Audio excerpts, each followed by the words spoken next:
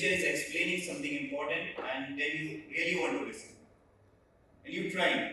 You're really trying. But your brain has already left the building. It's thinking about the patterns on the ceiling.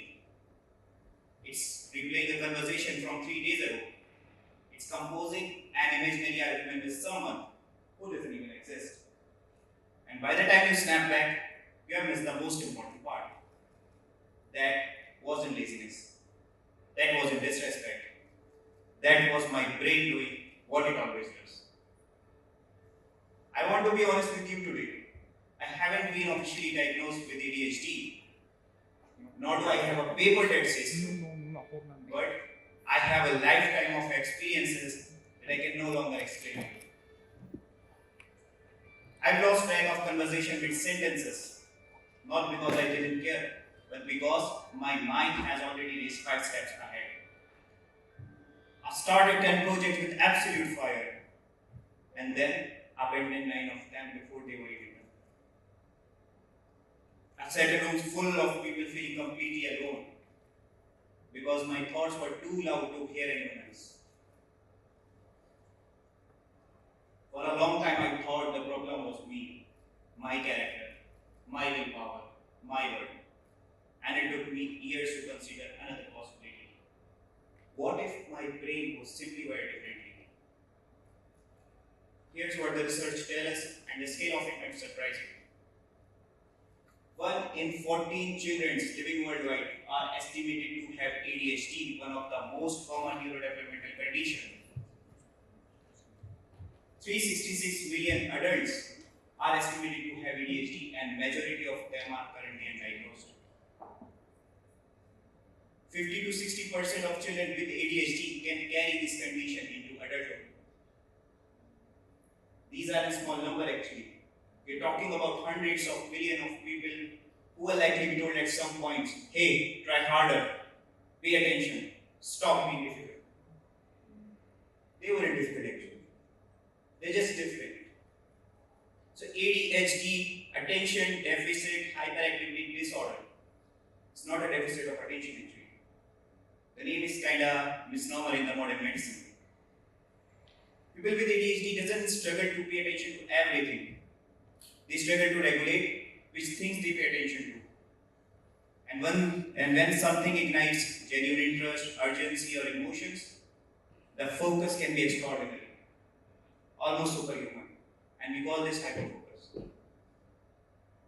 But when a task is unstimulating, uninteresting, the brain simply won't cooperate. Not want, can't cooperate. When ADHD goes unrecognized, the consequences are deeply human. People spend decades masking, making elaborate systems to appear normal. And in this process, they burn twice as energy as others do effortlessly. They develop anxiety, they develop shame, they internalize every failure as a proof who they fundamentally are.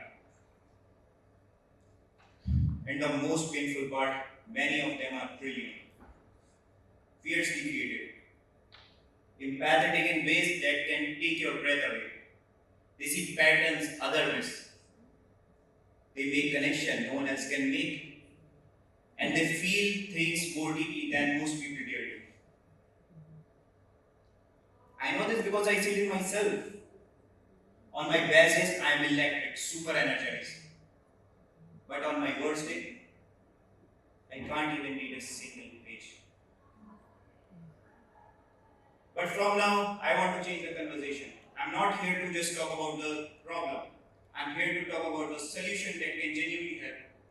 Not cures, not something abracadabra, but the real evidence-based strategies that can genuinely help the ADHD brain. So first one is body doubling.